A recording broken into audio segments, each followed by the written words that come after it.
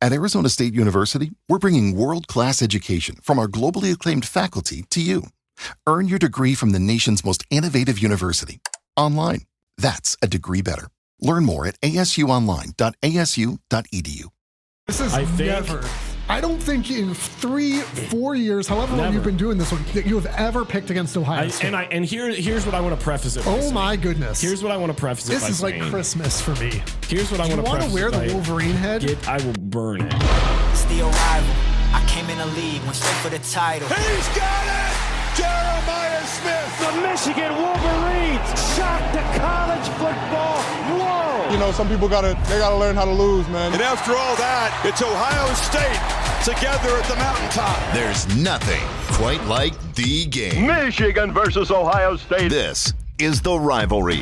Proud to be part of the Varsity Network from Learfield and sponsored by Elevated Integrity Construction. So I know technically there was college football last weekend. I mean, sure. Football technically TM. There is actual college football this weekend, and we could not be more excited. This is the Rivalry Podcast. My name is Jace. That's JP. This is a Michigan-Ohio State college football podcast, first of its kind. And every single week, we talk about, Michigan and Ohio State, each team, each week's analysis, with all eyes on that last Saturday in November. It's from River Radio Ministries and presented by our friends at Elevated Integrity Construction. While you're here, make sure that you rate and review. We appreciate that. We got an amazing review last week from our friend Kyler, who said, huge. Before I listened to Taylor Swift on New Heights, I listened to the Rivalry. Same.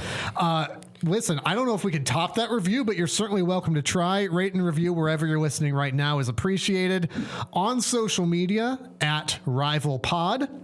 We've got a Facebook page now, Instagram, Twitter, and X, all that good stuff. YouTube as well. If you're not watching right now, be sure to subscribe there. And don't forget that when you go to rivalpod.com, you can get yourself your very own Rival Pod t-shirt. They're looking pretty slick. Listen, I don't want to... These are genuinely, we're not just saying this, genuinely the greatest shirts we've ever made.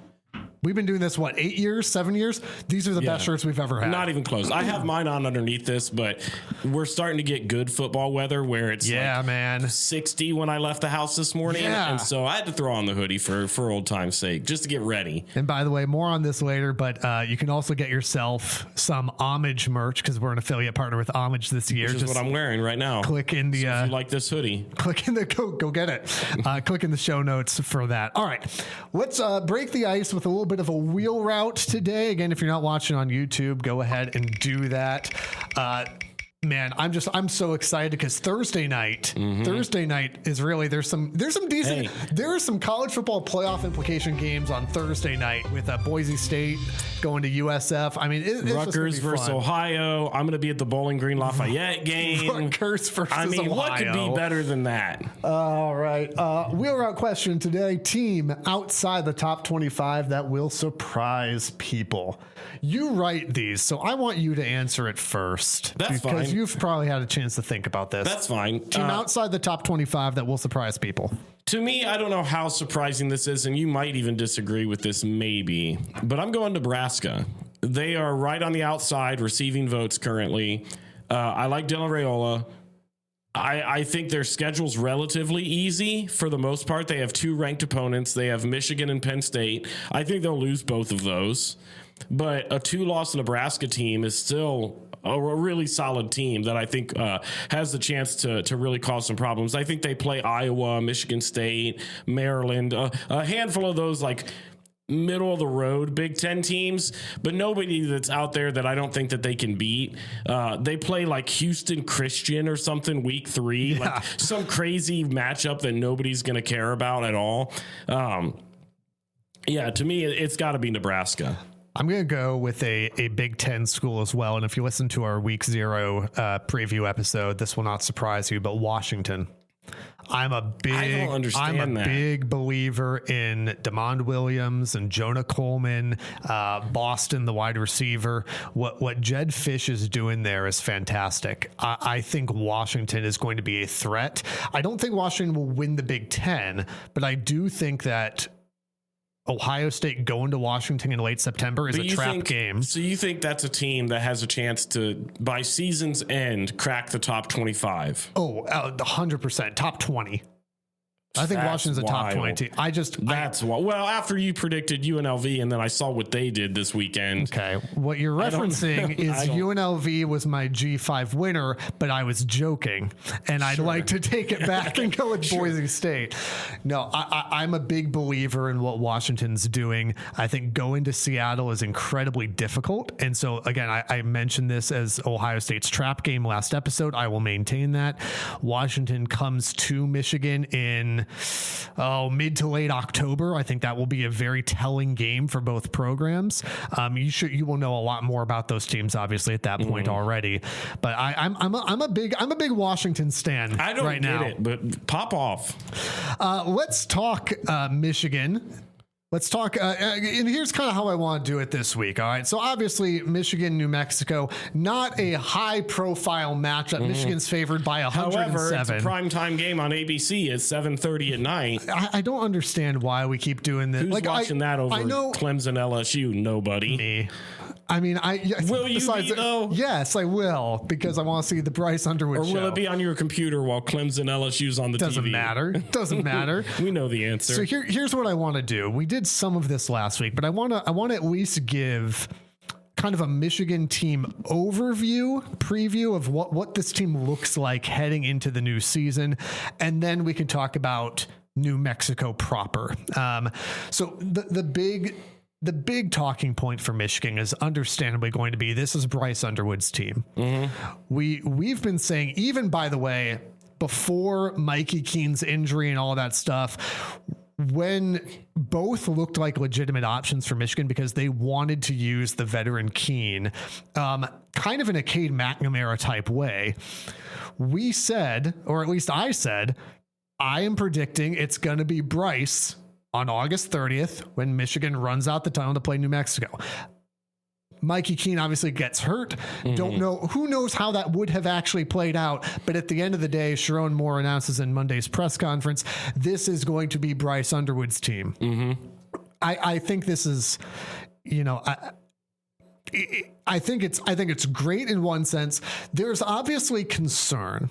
And here's why there would be concern is it doesn't matter if it's Bryce Underwood or JJ McCarthy or, Tavian St. Clair, if he was running out there, right? When you have, and we'll get to this, by the way, in the Texas Ohio State preview as well, when you've got an untested quarterback, you have unproven results. Bryce Underwood is going to be there's no question that he's going to be good, right? There's no question he's going to be good, but there's a learning curve when you have untested quarterbacks. I think Nebraska and Dylan Raiola last year is a phenomenal comparison. Dylan Raiola is a phenomenal quarterback. The Nebraska offense struggled last year, and it's not all his fault. But he did make a lot of freshman mistakes, but you can see the raw talent. It would not surprise me if Bryce Underwood had the exact same or similar type of season. I think Michigan's offense will be better than Nebraska's was last year. It will certainly be better than what Michigan rolled out last year. But I think there's going to be, this is not rocket science, there's going to be a learning curve. This kid has played no snaps of college football yet. He has the talent, but it takes more than just the quarterback. It takes the receivers. It takes an offensive line. It takes all these other things that have to go well. You've got a new offensive coordinator in Chip Lindsey. All of these things will be very positive for Michigan, but it's going to take some time. You've got New Mexico this week. That's an ease-in game for Michigan. You'll have Central in week 3. No disrespect to the Chippewas. It's one of my dad went to school there. However, you're not going to have that ease-in week 2 at Oklahoma. Nope. You won't have that week 4 at Nebraska. So this team and Bryce are going to have to grow up fast. I'm not making a prediction on any game outside of New Mexico this week, but they're going to have to grow up fast. One of the places that you can feel confident if you are a Michigan fan is in the run game. We talked about this ad nauseum last week. We're not going to go through every position group, but Justice Haynes, Jordan Marshall, going to be fantastic. I think this is easily a top 5 running back duo in the country. I don't think that's a crazy thing to say. Most of the focus will be on Bryce. Most of the focus will be on the wide receivers. It's going to be Donovan McCulley. Samaj Morgan's going to be in there. Marlon Klein at tight end is going to be a big factor for this team. There's a lot to like about this. The defense is going to be very, very good again for Michigan, but a lot of this is going to run through Bryce Underwood and an offensive line that just saw, some reshuffling again. Mm-hmm. We assumed Nathan Afobe was going to be on the line. It's going to be Brady Norton, the Cal Poly transfer in there. This should be a better offensive line than last year. It'll be Evan Link. It'll be El Hadi, Crippen, Sprague, and then Norton will be in there as well. I think this will be a better offensive line, but there's still questions there. Michigan can feel very good about the future of the program. I think Michigan can expect a 9-3 team this year. That's where my prediction's at. I don't think this is a college football playoff team yet. I think the schedule is tougher than people make it out to be. I think it's a 9-3 team. And I think if you can do that, is it successful if you miss the playoff? Probably not. But I think 9-3 is probably about where this team is going to end up. Yeah, I think you kind of nailed it right on the head there. I think Bryce Underwood is one of those things. It's so tough to just say with any quarterback when it's going to be their first full season, because you can see the physical talent is there.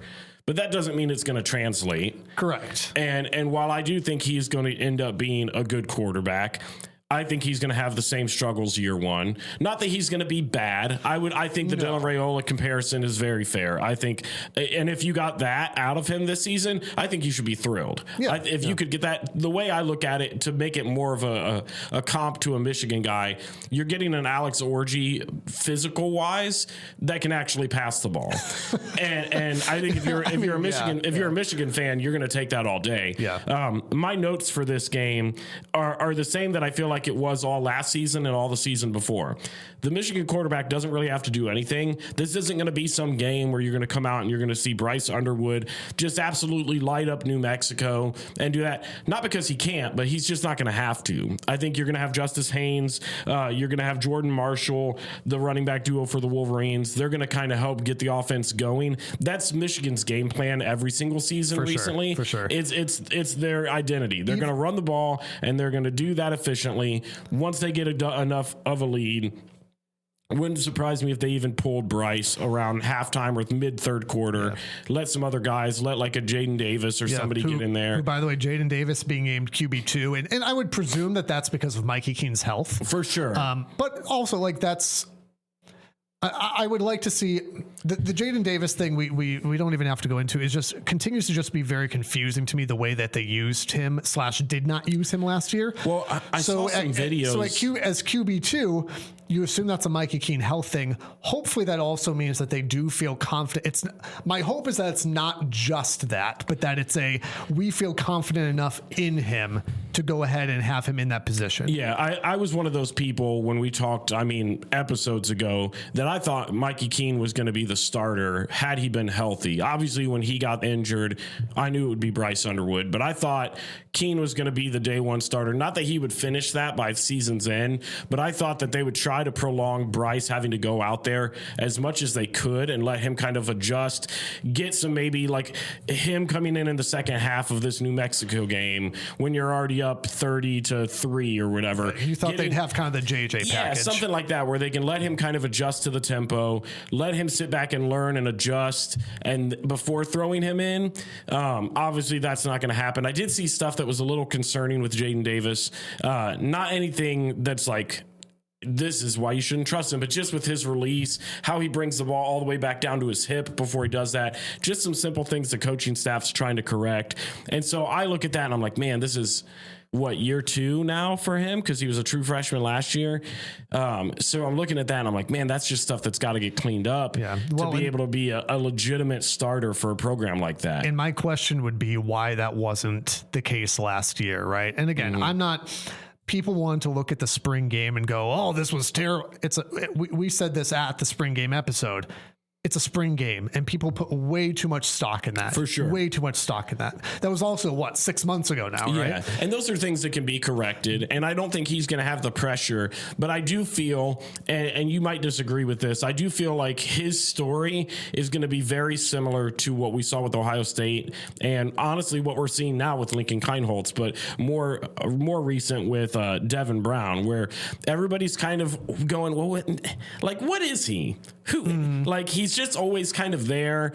He was a high recruit. He was a 5-star guy. He's a 5-star guy, but when you see him play, he doesn't really impress you. He always gets beat out for the job. Like, I think if you're looking at this situation with Davis now and Bryce Underwood, you're going, Bryce is the guy. He's the guy this year. He's the guy next year. He's the year after that. Yeah. So, like, Jaden Davis, what up? You know? And I think if you're Jaden Davis, you're looking and you're going, well, I was a 5-star recruit. I need to get some playing time somewhere. Is that a guy that down the road you could see transferring out of a school like Michigan? Yeah, and I don't remember where I landed on that last year. I think at this point with the Bryce signing, you would think so, right? I mean, I think I've said that for a while now. I think one of the difficult things too is that and it's not a 1-to-1 comparison, but you reference when you see him play, you're just not sure what to make of him. The problem is that we haven't seen him play. Barely. I'm fairly certain he took 1 snap last year, and it was a handoff to Tavier Dunlap. I mean, the usage, and I don't want to go back into all this, but the usage in the ReliaQuest Bowl when Davis Warren, tore his ACL, and Alex Orji, who was already in the portal, was the guy who got put in. That makes no sense to me. And so that's where I look at it and go, well, how? I don't know. I have questions and concerns about it. I'm trying to give the coaching staff this year overall, I'm trying to give them a bit of a mulligan. I was extremely vocal and critical last year because they deserved it. Kirk Campbell, no longer there, but Kirk Campbell deserved every bit of criticism. Wink Martindale, up until the last 4 weeks of the year, deserved every bit of criticism. And frankly, Sharon Moore deserved every bit of criticism I gave him as well. He looked like he was lost half the time. I will give a bit of a mulligan because, again, hindsight's 20/20, right? Like, you beat Ohio State, you beat Alabama, you're willing to give a little bit more grace to people. Yeah. But he was thrust into a difficult situation, quick transition. I get all that. The team roster didn't come together the way that he probably wanted to. Some of that is their own fault. Some of it is Harbaugh's fault. Some of it is the way that the NCAA has it set up. Some of it is you were playing for a national championship, and so the window got pushed, At the end of the day, though, this is a very important year. I'll just say this. This is a very important year for me for Sharon Moore. He ain't going anywhere. But from my opinion, because he should care deeply about this, for my opinion of him, I need to see better game management from him. I need to see better decision making, better utilization. You remember the Donovan Edwards and the Ben Hall and I almost said Hassan Haskins, the Kalel Mullings rotation that never made sense. Obviously, those guys are not involved anymore, but the Jordan Marshall, Justice Haynes situation, I need to know that we're putting on our thinking football caps here. Playing smart football. So let's talk New Mexico just briefly. Jack Lane, the former Idaho quarterback, starting for New Mexico. They were in a dicey little game with Oregon to open last season, if you remember. All I'm saying. And that's all we're going to say about New Mexico. All I'm saying. You said something that I think is very fair, but that I disagree with about the way Michigan may utilize Bryce in this game. Yes, it's going to run through the trenches. 100%, because you're spot on. You know football, Michigan football, because we've been doing this for so long, right? Michigan's going to run through the trenches. Michigan's going to want to play bully ball, not because they can only do that, but because why would they do anything else if they don't have to? Yeah. What I want to see is yes, that's fine. You need to do that. I want to see the training wheels off for Bryce. Well, I want to see them go out there in a game that you are likely, and again, it's college football. Anything can happen. You could be 3 touchdown underdogs and win. See Appalachian State. No, don't make this an App State thing. I will don't absolutely make it. If we're talking about the past, we're going to talk about the past. Talking about the past. More about FCS schools later in this program, believe it or not.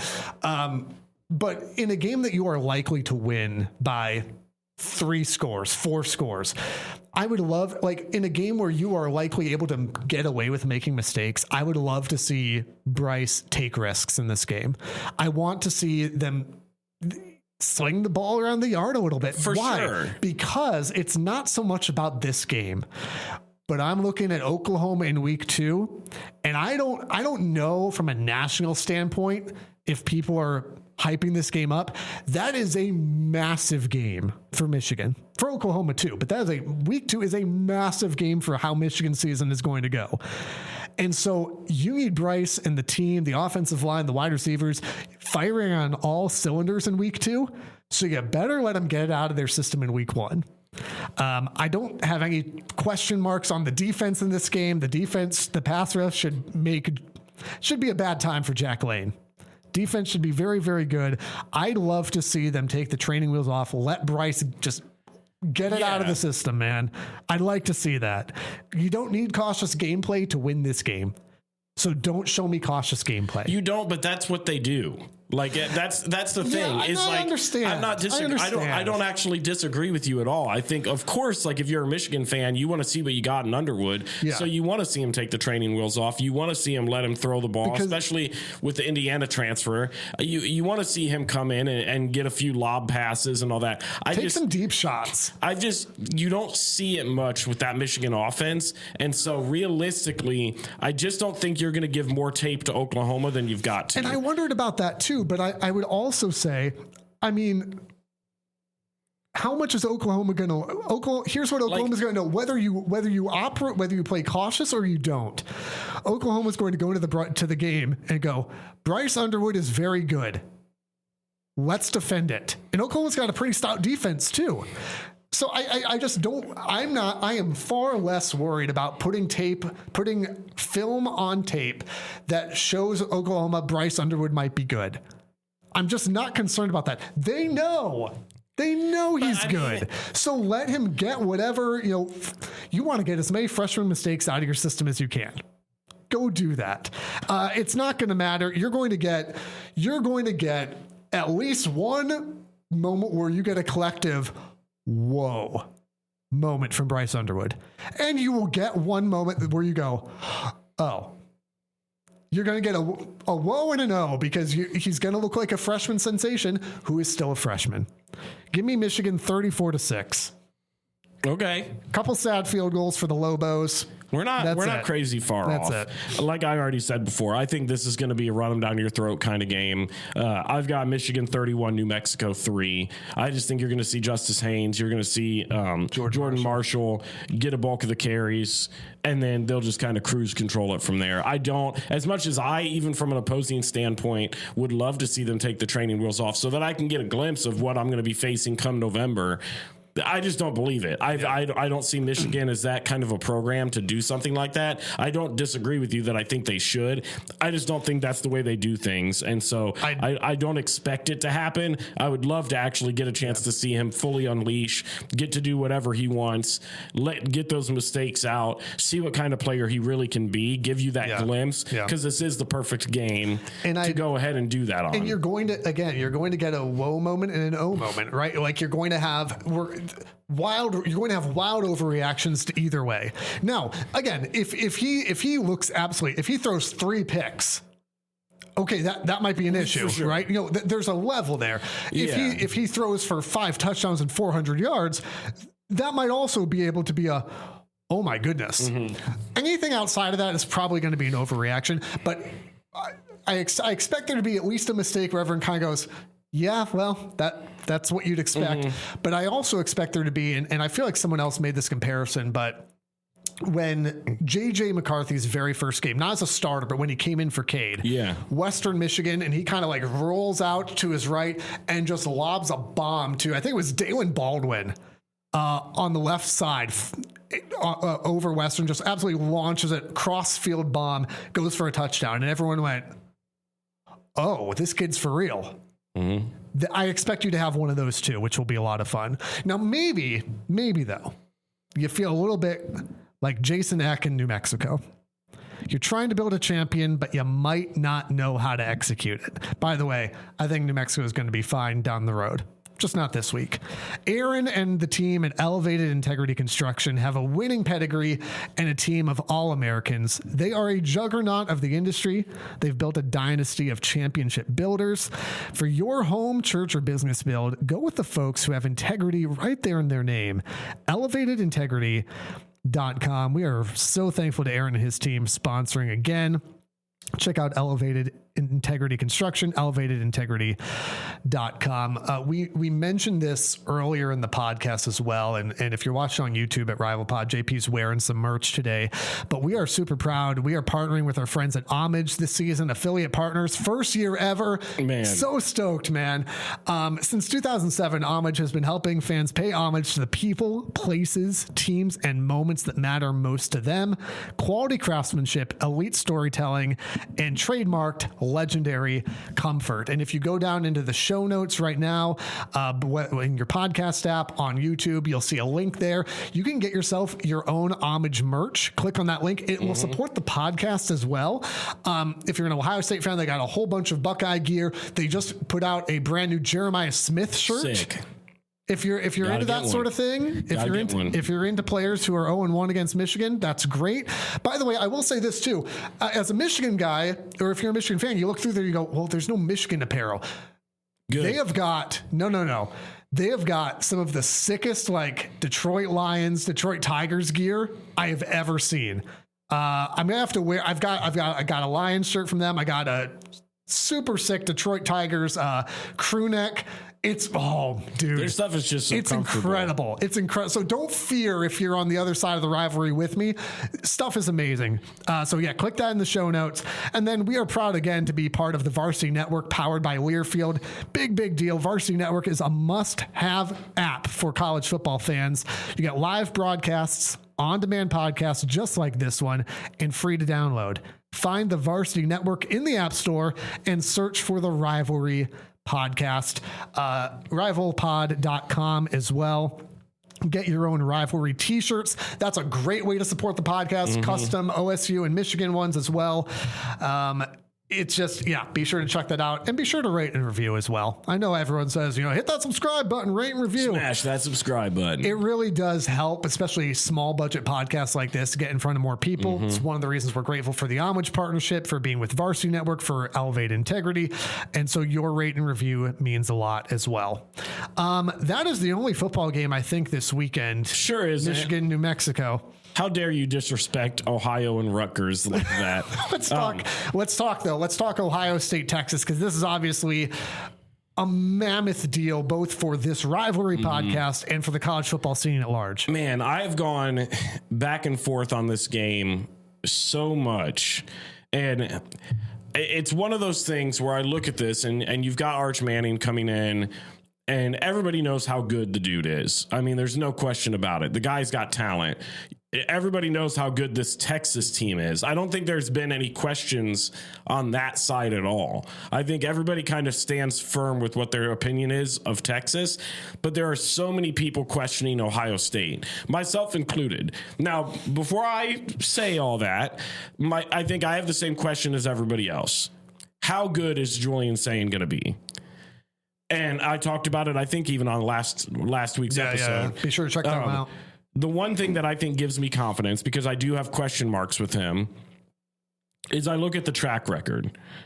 Ohio State, since I think 2018, I might be messing that year, but I think since 2018 has led the Big Ten in passing every single year minus 1 year. And that year was Kyle McCord's year as a starter, where they finished second, which still ain't a bad place to be. If there's one thing that Ryan Day knows how to recruit, it is the quarterback position. If there's one thing that I can also trust is Nick Saban also recruited this guy. Alabama is a blue blood program. Ohio State obviously was going after this guy, a blue blood program. These are two top tier elite programs going after the same guy. At the end of the day, despite not really having a lengthy body of work to go off of, I've got to trust my coach. I need to be able to trust the facts of the past where I can look at it and go, well, Ohio State, even with a Kyle McCord, who I have said time and time again, didn't have it to win us a natty, still was good enough for us to be undefeated come the end of the year when we went to play Michigan, had us right there competing. He also was able to go and lead us over some big wins on the road at Notre Dame, at home against a tough Penn State team. So I look at this and I go, that's going to give me a little bit of faith. What also gives me a lot of faith in this is he's kind of got an easy job because everywhere that brother looks is just oozing talent. Yeah. I mean, your wide receiver core. If the job is throw to Jeremiah Smith, I feel like most of us could probably do that. And here's the thing. You've got Jeremiah Smith. You've got Carnell Tate. You have a guy that a lot of people aren't really talking about that they should be in Max Clare. I think the best tight end in the nation. The most athletic tight end that they've had. Sorry, Kate Stover. That they've had in years. Probably the best tight end that I could ever remember Ohio State having, if I'm being honest. Then you got guys that are going to serve key roles like a Brandon Ennis, who I don't expect to come out there and just absolutely torch people, but isn't somebody that you should sleep on. I actually really like James Peoples a lot, and I think having C.J. Donaldson in the backfield with him will also help. I like what this offensive line has put together. I like the defense as a collective unit. The depth at the D-line is what really kind of makes me nervous, but I think the linebacking is the best it's been in a while. I think the secondary is going to be really, really good, one of the best in the nation. I think they've got all the talent in the world to come out of this weekend with a victory. What makes me nervous, what makes me nervous, and then I'll let you kind of give your thoughts. Yeah, you're good. Is much like what we talked about with Bryce Underwood. This is Julian Sayin's first go around. And while he gets the advantage of it being a home game, Buckeye fans aren't easy. That's coming from one.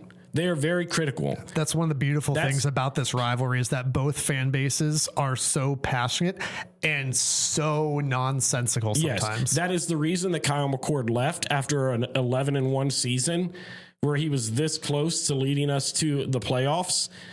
And I would still stand on that hill that he was not the quarterback Ohio State needed despite that. But the fan base is what drove him out.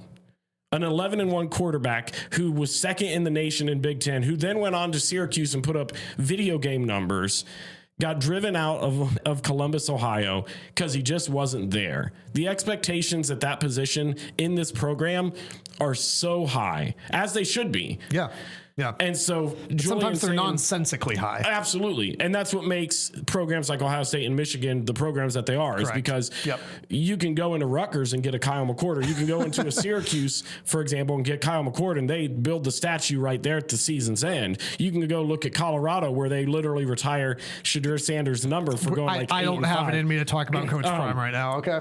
But the expectation and the standard of these programs are different. Yeah. So the second that Julian Sayin goes out there and has a mistake where he starts the game slow, that crowd's going to be antsy. Yeah. And I think when you come to the veteran experience, they've got a lot of talent, like I said, in all these positions, but a lot of them are relatively new faces. Outside of the offensive side of things, the defensive side, there's all the talent in the world. I think they've got the skill, but they're all relatively new at their position in terms of starting. They lost a lot of those guys from last year's team. I think it will be a closer game. I saw some people thinking Texas is going to come in here and just roll over the Buckeyes. Who in the world? Who are you reading that thinks that? I've seen it all over. I've seen it all over now. That people you're reading horns up _ Texas one at it's this Twitter? guy named Juan Carlos's Facebook page. Shout out to our good JC. friend. But I've seen a handful of people starting to predict that actually they think this is going to be a blowout. No. They think that the Texas D-line is going to wreak havoc. I am on the side where, and then I'll let you share your side before I give my prediction. I think it's going to be a battle. What I'm really looking for out of this game, more so than a victory, obviously, is I just want to see how they compete against this. Because I think in everybody's mind, Texas is a clear championship winner. If not this is a team that could easily go to the semis again. I think a lot of people have that booked down. And so I look at this team as, okay, this is a team that people are predicting to win the SEC. They're predicting them to either win the Natty or at least be in the semis. How do the Buckeyes stack up against this team? It's week 1. So if they come out and lose, but they lose by 3 and they at least looked decent, that gives me more confidence going into the rest of the season than if they just go out there and get absolutely smoked. Yeah, see, you bring up an interesting point with that too. Of like, I feel like the expanded playoff takes away a little bit of the luster of this game, right? Where in a 4-team playoff, you can't lose this game. You can't lose this game. Now, if you're Texas or Ohio State, you can, because there's 12 teams getting in still. I will say this though. So the College Football Playoff Committee has got this kind of new metric that they're supposed to be using that emphasizes more strength of schedule. And basically it's supposed to, give you higher accolade if you beat top teams, less punishment or less consequence if you lose to them, less reward for beating low teams, higher consequence for losing to them. I don't know how that's all going to work out. Also, have we not been doing that? Why have we not been doing that? And so there's an extent where that helps in this scenario where whoever loses this game can still be like, yeah, but it was to a good team. However, I'll say this. Ohio State, well, I think they have a fairly difficult schedule. From a national perspective, there's only a handful of really big ticket games for you. While I might be pointing at Washington, no one else in the media is pointing at Washington. They're looking at Texas for Ohio State. They're looking at Texas, Penn State, and Michigan. With Michigan, who knows where Michigan will be ranked or not at that point. You don't have a lot of high profile opportunities to impress the committee. I told you that I think this is a 9-3 football team. I don't know which ones are going to lose. I'm not making those predictions. I'm going week by week. I think it's a 9-3 team. You don't have a lot of opportunities for high quality wins. And so if the committee, and again, I'm hypothesizing here because it's a rivalry podcast, the rivalry podcast, if you will. Some have said. Many people are saying, if I'm the committee and I'm looking at, and let's just say that you drop to Texas and Penn State. Okay. Forget the Michigan game for a second. And I'm looking to Ohio State's schedule going, you played 2 high profile games here and you lost both of them at home. Am I supposed to be impressed that you beat Illinois? What's your quality win? Illinois, maybe Michigan, who may or may not be ranked at that point. And so I do think that while this game loses some of the luster, I would caution both Texas and Ohio State fans, as someone whose team is not in this game, don't just assume that a loss in this game is no big deal. Frankly, Texas, because of their schedule, can probably afford a loss more than Ohio State can. Now, you could lose this game and still be fine. Don't hear me saying that the sky is falling. But it doesn't mean nothing if you lose this game. Well, of course. Particularly if you're Ohio State. Yeah. I agree with a lot of, actually, I agree at least with a lot of your concerns. I mean, let's start with the positives. You have Jeremiah Smith. You have Carnell Tate. You have Max Clare.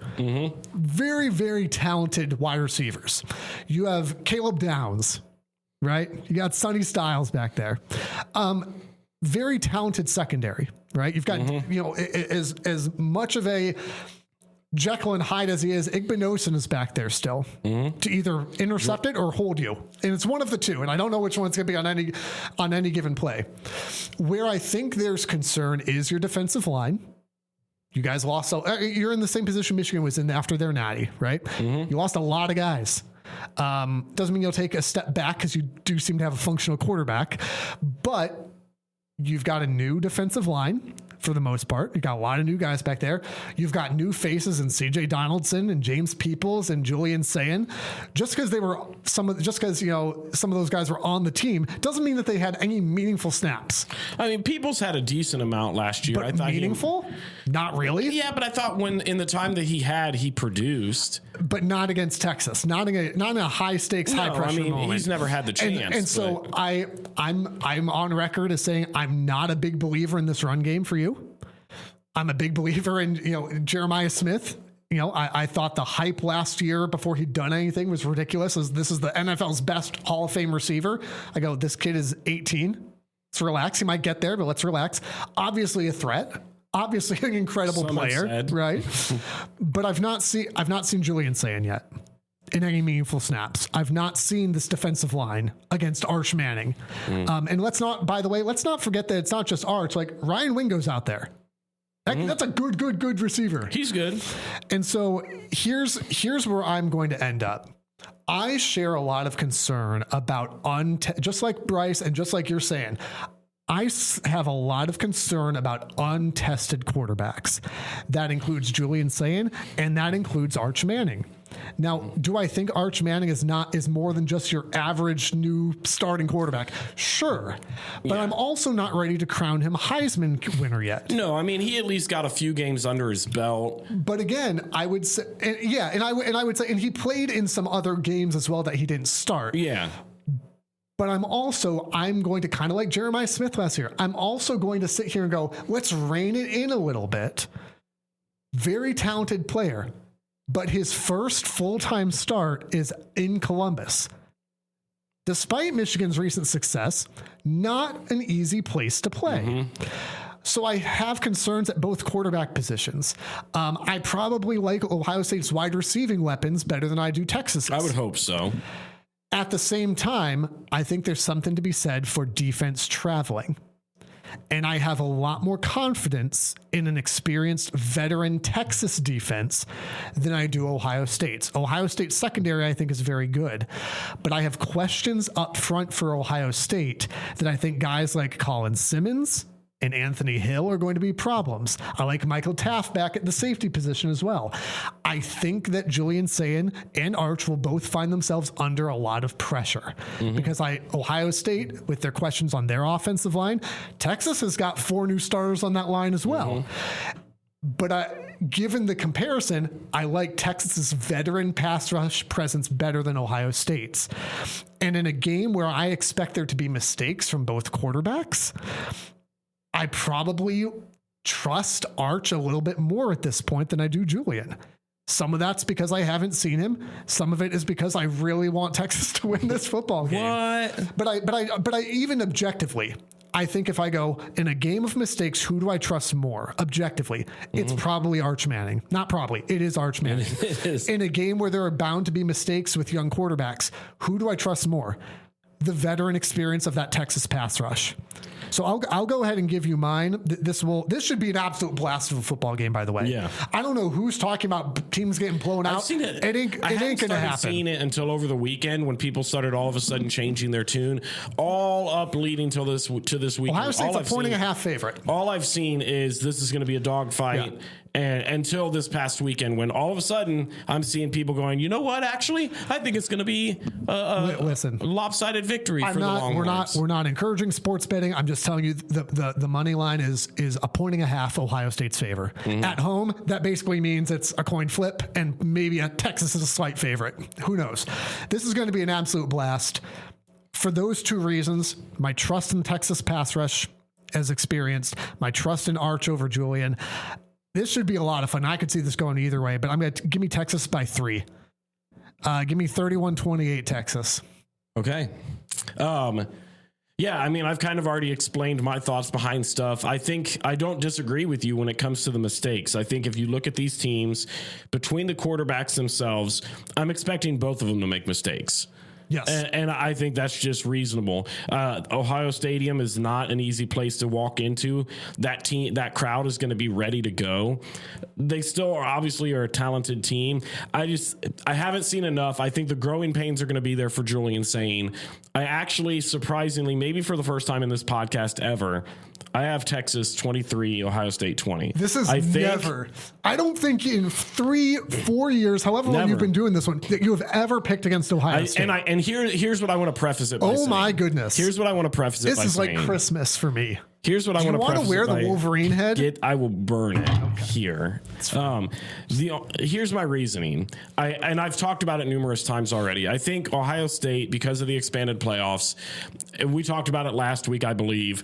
I thought between Texas and Penn State, they were going to split 1-1. I feel like there's going to be a drop off at the quarterback position. Not saying Sayin isn't going to be a really good quarterback.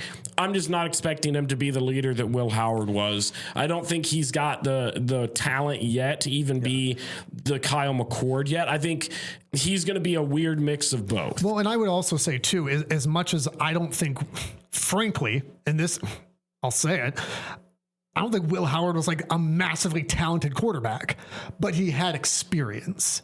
See, I think Julian Sayin does not have that yet. Leaps and bounds the best quarterback when it came to the playoffs last year. He clearly got the job done for the playoffs at least. I thought that dude was throwing dimes last year. That is a crazy take. I agree with your assessment regardless that Julian is not there. I just don't think he's there yet. And so if I have to pick between who do I think is gonna beat them out between Penn State and Texas, I think because the Penn State game is further down the road, we can punt on that one. I do think that Sayin's gonna eventually grow into his own. He's going to get that offense figured out, but it's his first time. It's a huge game. The nerves are going to be there. The offense, per usual with every single team in college football week 1, is going to start slow. Yep. I just think all of that against them. New coordinators. I think it helps that he's got all those weapons. I think that makes his job easier. And I do realistically see a chance where they could come out and win. Well, yeah, they're favorites. They're 40.5 favorites. Yeah, they could absolutely win. I think there's a really good chance of that. So I don't even really love my own pick. I just think at the end of the day, I think of this team as a one-loss team. Between Texas and Penn State, I just obviously we'll dive into the Penn State game when it gets here, but I just feel stronger that because it's so early in the season, because I feel like Texas, we already kind of know what we're getting out of them. It feels like it, but there's still a lot for them to prove. There is. They still got to go out there and show it. I mean, Manning could come out there and completely fall apart. We don't know. Now they've got Quintravion Wisner, 1,000-yard rusher last season as well. We didn't even mention him. Again, not to beat a dead horse, but like, you already know my thoughts on your run game. We'll see. These are both, interesting offensive lines too. And I think that's going to be a huge key that we didn't even really touch on is if Peoples can get the run game going and actually open up the passing game. Oh yeah. It all starts there. Who even knows? I do really like the offensive line, but for that reason, give me Texas 23, Ohio State 20. I think the Buckeyes drop 1 and then they get it figured out. If Ohio State wins this game, I think you can feel, from a Buckeye perspective, you can feel very good about, because we think we know, and we think we know Texas is pretty good, right? Like we think we know Texas is really good. Trying to say is like, and so if you win, because again, Vegas has this as a toss-up. So yeah, of course you guys could win. If you win, and you probably should win because you're at home and favored, but if Ohio State wins, I think fans, from a fan perspective, you feel pretty good moving forward. If you lose, again, I don't think the sky is falling, but I would caution and say that I think Ohio State needs this win more than Texas does. I wouldn't disagree with that. And that's what I was trying to say earlier. I think this game is going to be a really good measuring stick for this Ohio State team this year. Because Agreed. If Ohio State goes out there and just lays an egg and just gets absolutely the doors just blown off. Yeah. Then there's an issue. Then I'm going, hey, how about that Lincoln Kienholz in the back? Yeah. I'm starting to have those questions. Yeah. Or maybe I'm looking at the defense, whatever the issue may be. A loss is not good, given the fact that you only have a handful of high value games, if you want to look at it that way. However, a loss in which you look lost, that's going to be an issue. Yeah, if we come out and we lose like Michigan did to them last year, and I think that's a good example, where you just come out and you just from the jump looks like completely different. This is a better team. Yes, then I think you can start to raise the questions. But if Ohio State loses, like I said, 23-20 to this team, even if Julian Sayin struggles in that, it's a problem. But it's not as big of a problem. But you look at that with a little bit more confidence heading into the rest of the year. I would agree so that's kind of my hope in this pick. Is there's going to be obvious struggles. There's going to be growing pains. If we lose, It makes the season a little bit more tighter. You've got to really clean up some stuff. You have no mulligans now. No, I mean, 2 losses we saw last year got us in, but it was by the skin of our teeth. So, I mean... Yeah, the schedule, again, not to belabor it, but the schedule does not afford you the opportunity to you need this. Yeah, absolutely. Both teams need this. Let's move on to our first Stupid Genius upset picks of the year. And here's how this works. Stupid Genius is pretty simple. You must pick a team that is at least 5-point underdogs. Okay, none of this like, well, they're 2-point underdogs. At least 5-point underdogs. Yep. If you get that pick correct, you get however many points that team had. So if you pick one right last year, if you pick a 12.5-point underdog and it pays off, you get 12.5 points in the standings. You are notoriously terrible at this. I mean, I didn't do well last year either, but I think I've won. But that's all I needed. Yeah, because I ain't getting them. You want to go first on this one? Yeah, but I feel like it kind of ruins another segment. So should I go first? You should go first. Okay. Let me give you. First, I want to give you my not stupid genius. Okay? I want to give you my That's not a thing. Just hear me out here. There's a game on the schedule this weekend. Actually, there's two. But there's two games on the schedule this weekend that no one else is going to be watching, but I am very, very interested in. And you're going to think one of them you'll go, yeah, okay, maybe. The other one you're going to think it's stupid.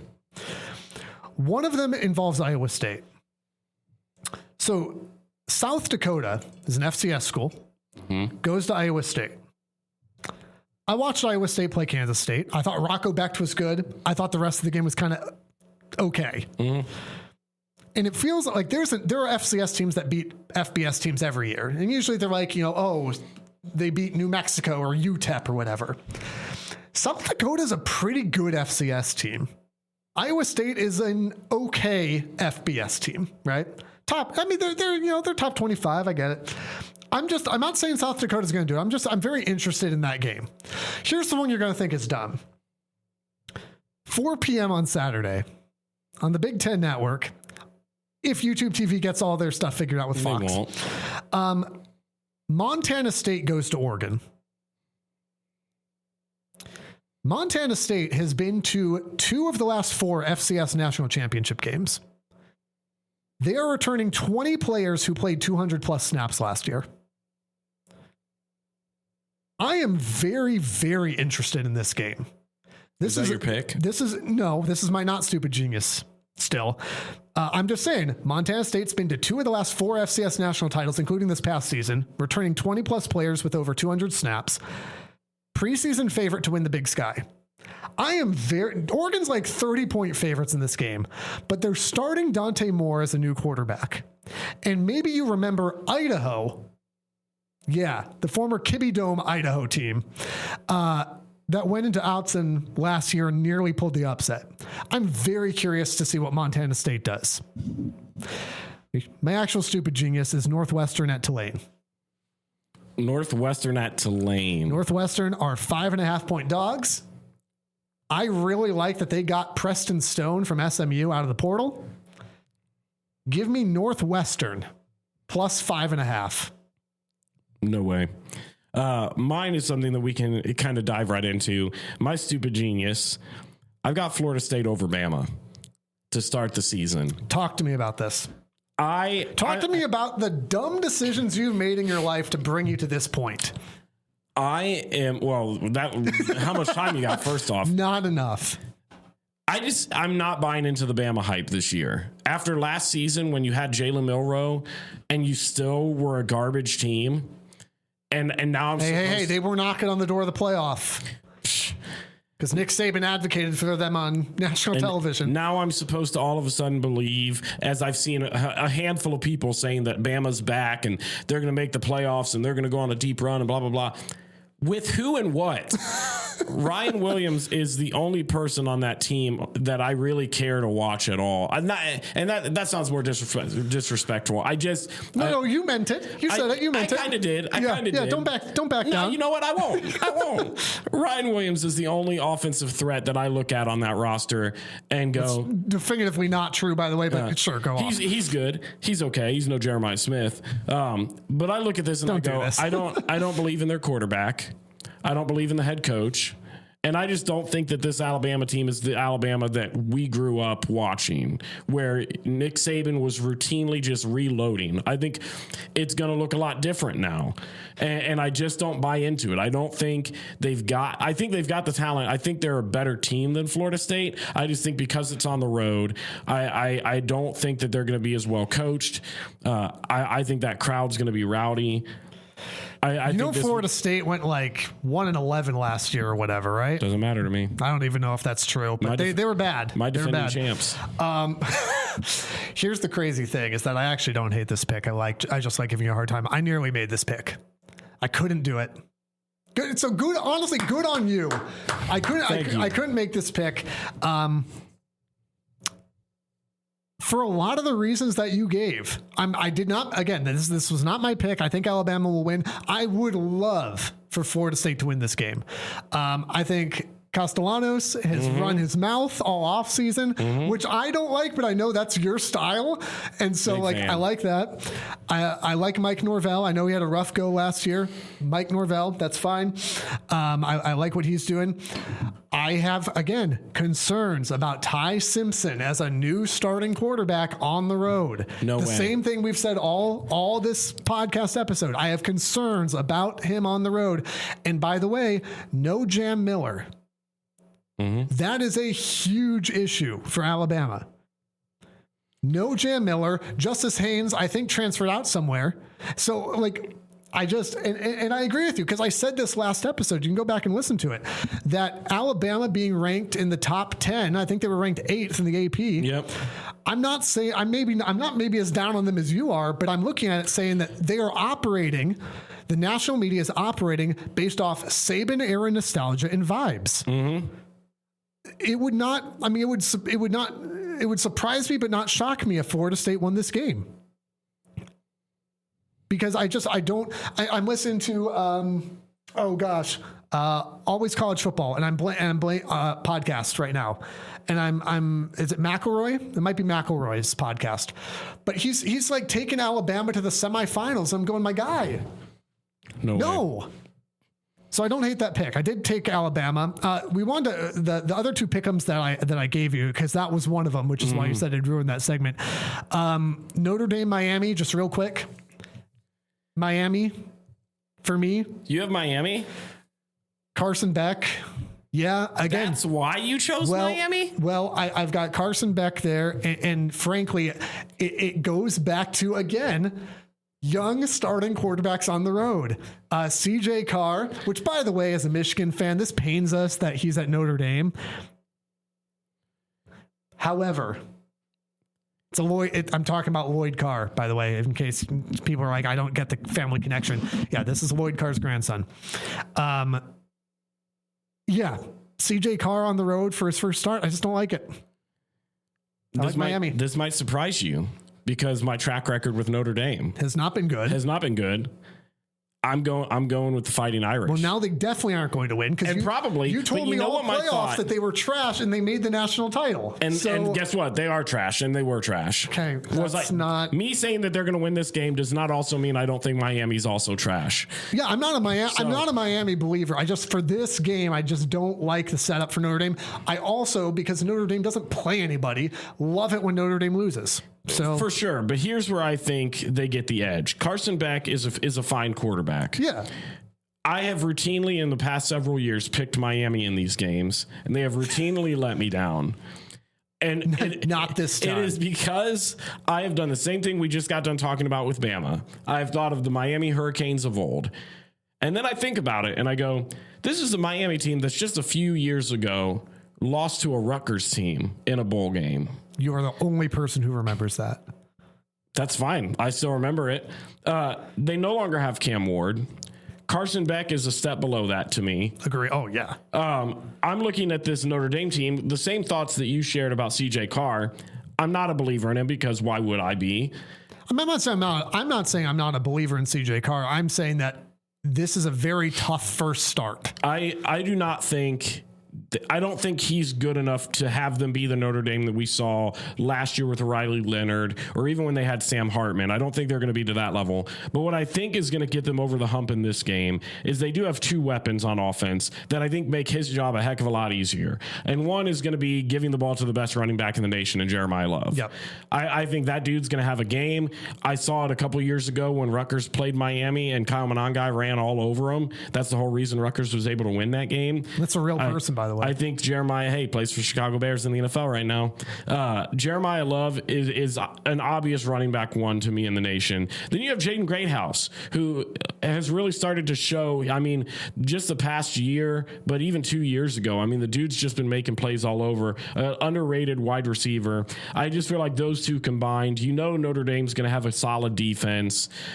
I feel like because of those reasons, I'm a little bit higher on Notre Dame this game than I typically would be. The last one I was going to have us pick, and I couldn't take this as my stupid genius pick because the spread isn't quite enough, but it feels like it from the national media perspective. LSU at Clemson, and you already know I've gone on record saying LSU is going to win the SEC. No way. And not only will they win the SEC, they're going to beat Clemson in their own barn. No way. I think the spread is less than 5, so I couldn't take them. But the way that it's being talked about, you'd think Clemson were 2 touchdown favorites. That's the way it's being presented. And this is LSU, man. LSU is going to go in there and beat them in their own barn. I love it. I think there's so many people. I don't love it because I kind of like seeing Brian Kelly suffer, but I put my cards on the table for LSU, so I got to ride with him. He's one of the reasons I don't think that they'll get it done. And that's fair. I don't trust Brian Kelly. I also think the Garrett Nussmeier hype is a little bit too much. I think if there was a year to do it, I mentioned it last episode. I think this is a year you really see Cade Klubnik. We were going to talk about it had it been on the wheel route. He's my Heisman favorite right now. If I'm going early, I think it's going to be a quarterback this year. And, I mean, that's not crazy. And it's hard to win it as a non-quarterback. I think it's going to be Cade Klubnik. I really like their defensive line. This game is at home. I just would be stunned. I mean, it would stun a lot of people. And again, I kind of win either way. I've kind of hedged my bets because either I'm right and I'm the only person taking LSU over Clemson and the only person in the world who's taken LSU to win the SEC, or Brian Kelly is sad. And that's a win for me too. Yeah. Go Blue, man. Some great college football this weekend. Can't wait to just finally stop talking about it. Just sit back and watch. Take it all in. Please be sure to rate, review, subscribe at Rival Pod, wherever you're listening right now, across social media, on YouTube. Get yourself a t-shirt, jump in the show notes, get yourself something from Homage, and enjoy the first full weekend of college football. The Rivalry is a production of River Radio Ministries. Want live updates from the show? Follow us on Twitter, Instagram, and YouTube at RivalPod. Visit our Patreon and consider becoming a patron for exclusive bonus content, merch, and more. And be sure to follow us wherever you're listening now for new episodes every Tuesday. And if you like what you're hearing, tell a friend so they can listen too.